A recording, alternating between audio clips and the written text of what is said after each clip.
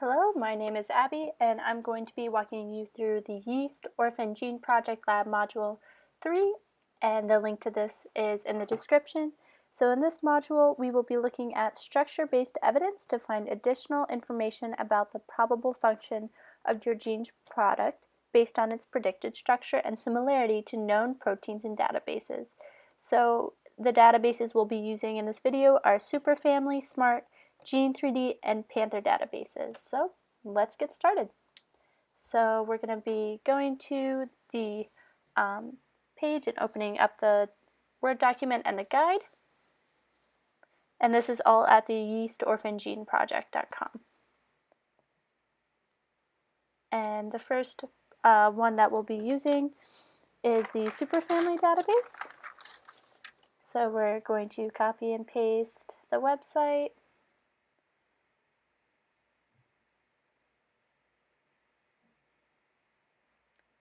And we're also going to need to go to the SGD and get our sequence. So I will be using MEC1. And when we get the sequence, we want to do the protein sequence. And this is in FASTA format, and that's indicated by the greater than sign followed by the description and then the return. So we're going to click on sequence search and paste our FASTA sequence in there and submit it. And wait for it to load. So there we go, and we want to scroll to the bottom and click the hyperlink to view the domain assignment results. And there comes up our hits. And what we need is our superfamily name and e-value, so I'm going to take that from the first thing that comes up. And mine is protein kinase like, or in parentheses PK like. And then our e-value, mine is 3.06 times e to the negative 124th. And then the family name and e-value.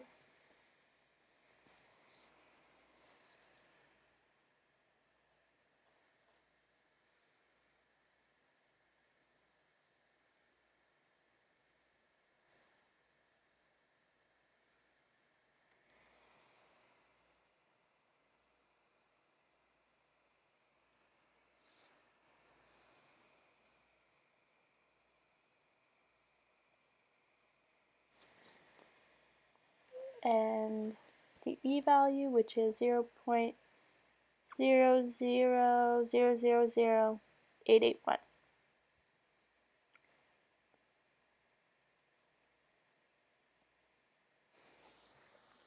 And now any other information or anything you're unsure about in terms of the naming of the superfamily and family, I would look into and look up, as it says like on the worksheet.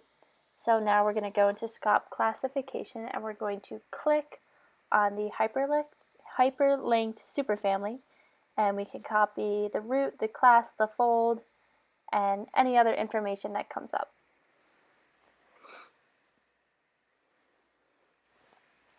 So for this one, I am going to copy in the root and class and fold.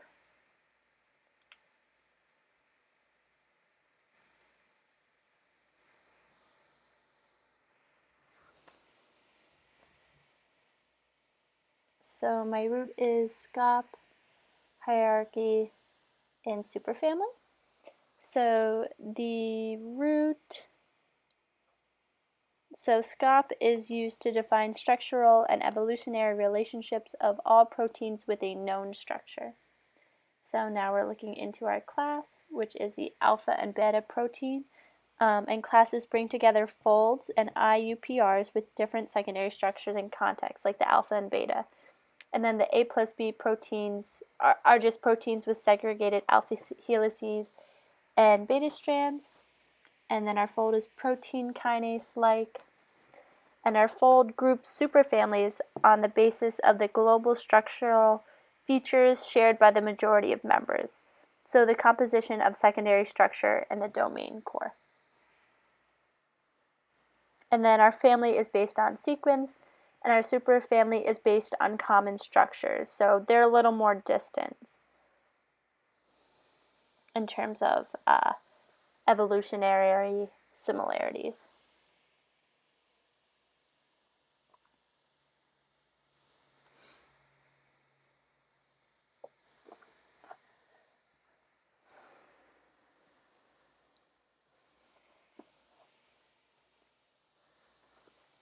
And then you can, it says not to copy in the superfamily statistics, but you can copy in the functional annotations if that's something that you wanted to do. And it says that we need the domain. Oh, and I'm also copying in the families because, again, they're based on sequence, so that could also be something good to look into. So one family is protein kinase catalytic subunit. Another one is actin fragment kinase, and that is a catalytic domain.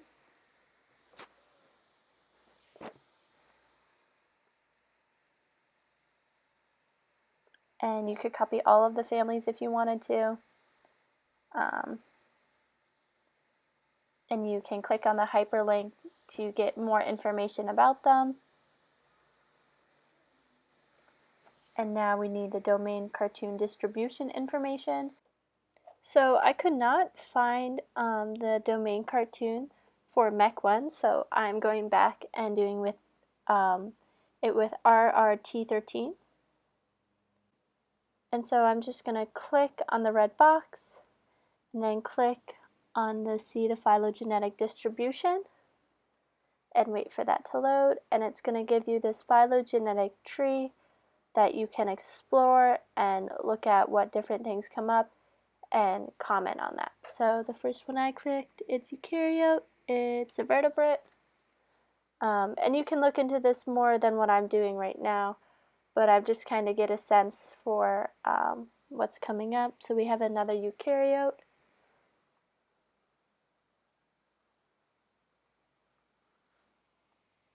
And another eukaryote.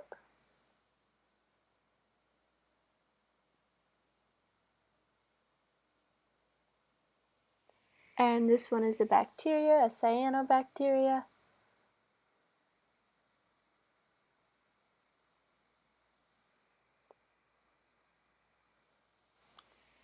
This one is also a bacteria. Another bacteria. Bacteria again. Another bacteria.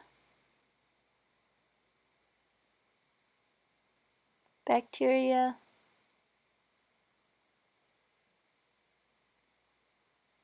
Bacteria.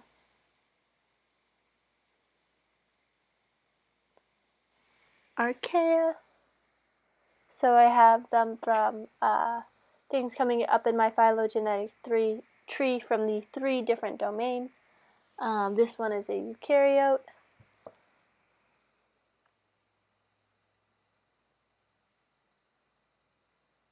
And this one is also a eukaryote, so I'm just going to generally comment that I had all 3 domains appear in my phylogenetic tree, and that there was an abundance of bacteria appearing from my tree.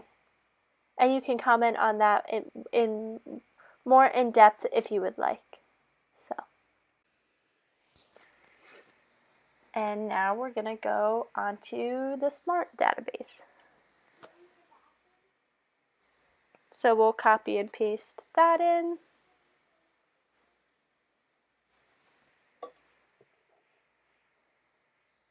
And copy in our FASTA sequence, and you'll want to keep up the FASTA sequence the entire time you're working on this module because we use it for every database. And then click the Sequence Smart button right underneath where we put in our FASTA sequence.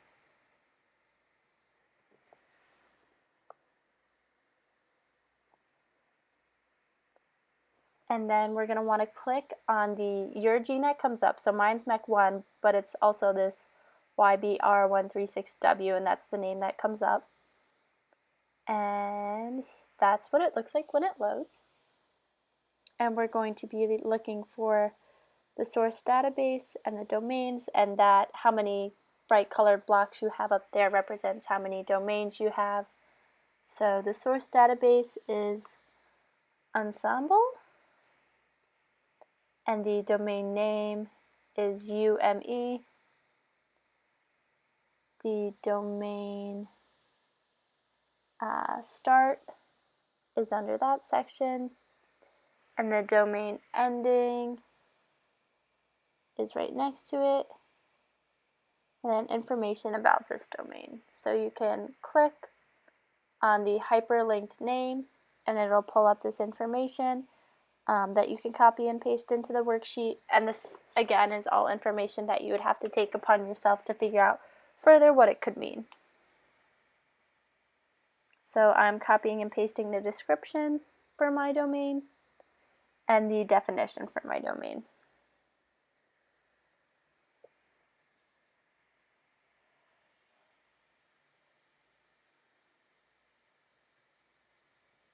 And that's it for SMART.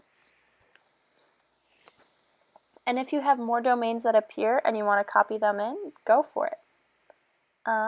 So now we're moving on to Gene 3D.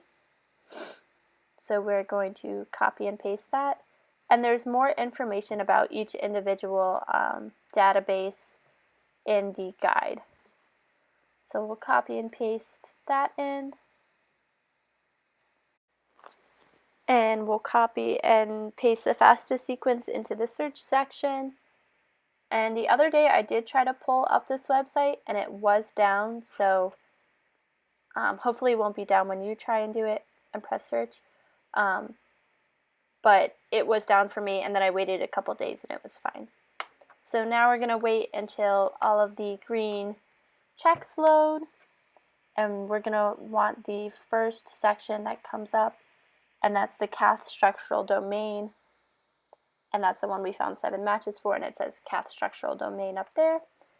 And we're going to click on it, and we need the match, the region, the e-value, and the match information. So I'm copying, well, I can't copy it, it's hyperlinked, but I'm typing in the match.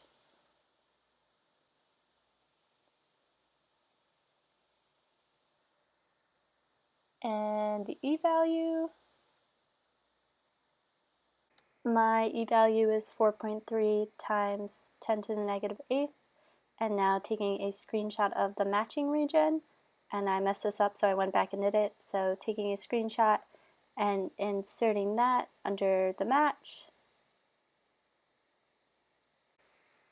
And then, sorry that it's a little jumpy, and then you can click on the hyperlinked section.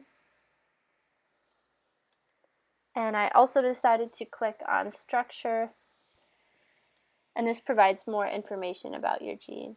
And copy the start, stop, and length for my sequence, just because I saw that my first match and my second match were so similar. And I went back later and took a screenshot and decided to put it in after I did this. So I'm sorry it jumped all over the place. And then for more information, you can copy any information that you would want or think is interesting or relevant from this page that provides more information on that domain. And that's, you can just explore the page more.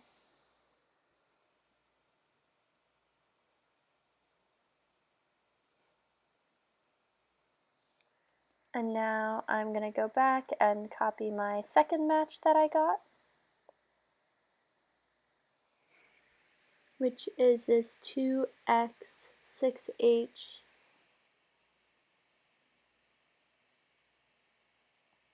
A03.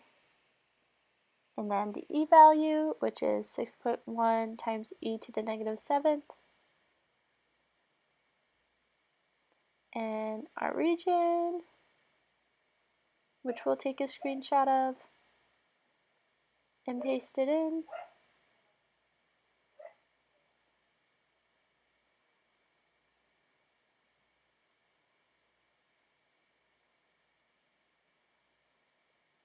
And then I'm going to go again and grab the start, stop, and length of the sequence that we're looking at specifically for that domain.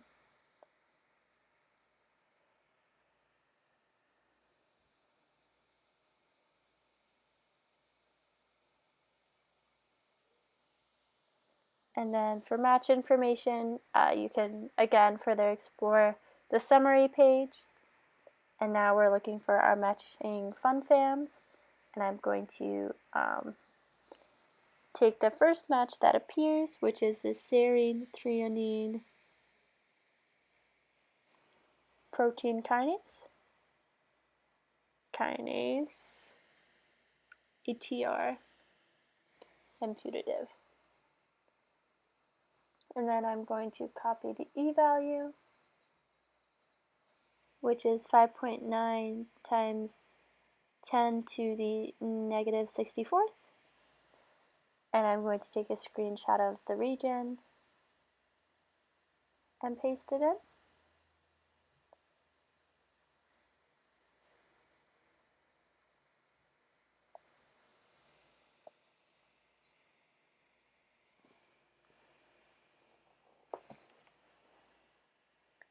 And then for more match information, you can click on the hyperlinked match and explore the page as well.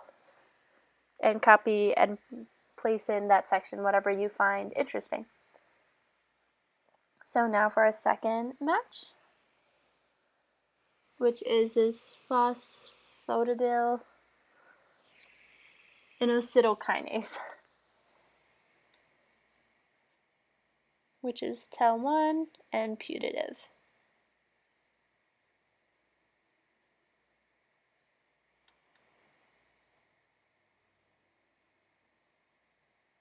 Our e-value, which is 1.0 times 10 to the negative 49th, and our region, which we'll take a screenshot of.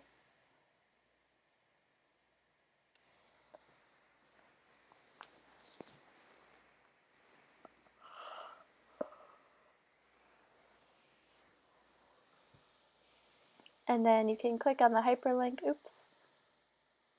click on the hyperlink for that one and get more information if you want. So now we're going to start working with Panther. So you can go back to the guide and copy and paste that website.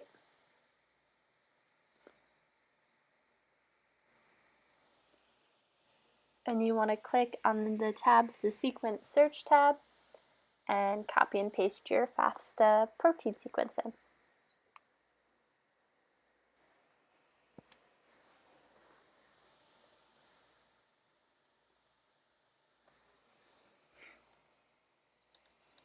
Alright, and that's what the page will look like when it loads. And you want the Panther hit name, which is that first hyperlinked name that comes up. And mine is the serine threonine protein kinase ATR.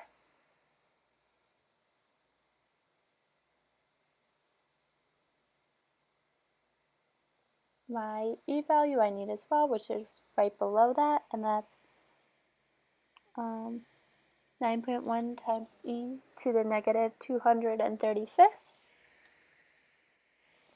And then we'll copy and paste the alignment as well.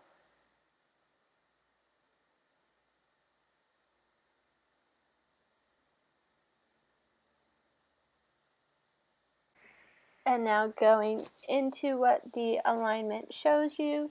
So we have our sequence on the bottom and the Panther comparison on the top. So this is similar to a lot of the other sequences, so all of these dots would mean that there's an insertion or a deletion likely that is would prevent the alignment from lining up the way that it does, so it's kind of regarded.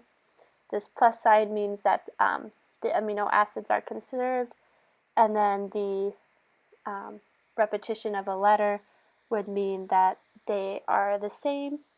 So the uppercase letters in the sequence would show that there's actually something to compare it to, but the lowercases would represent that there is kind of this gap where things don't line up.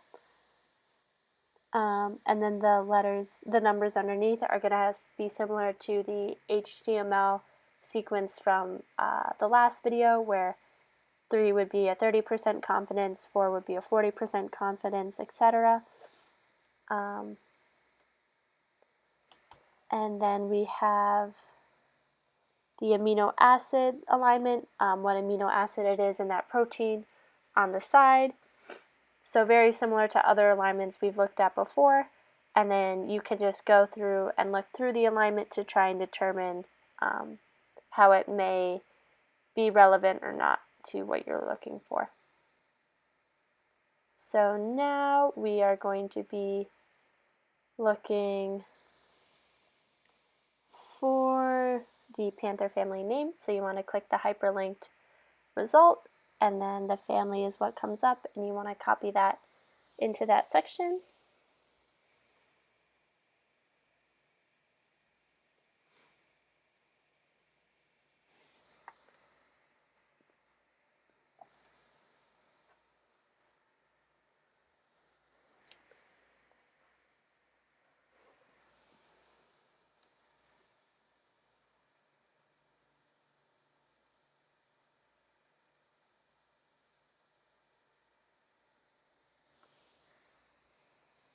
And for protein class 1, which is right there, mine is non-receptor protein serine threonine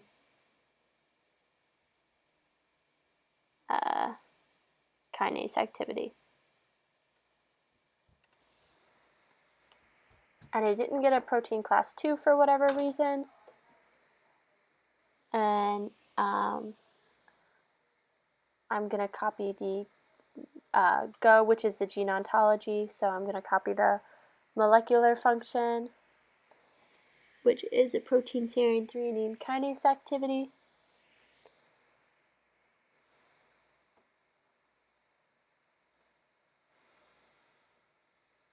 The Go Slim biological process,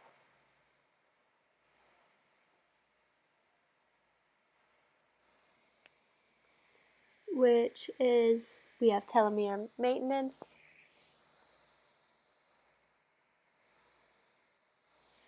DNA damage checkpoint, and cell cycle. And then for our last gene ontology, we have the Go Slim cellular component,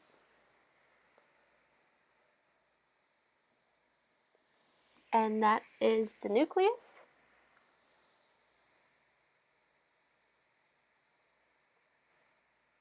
And then our worksheet is all filled out.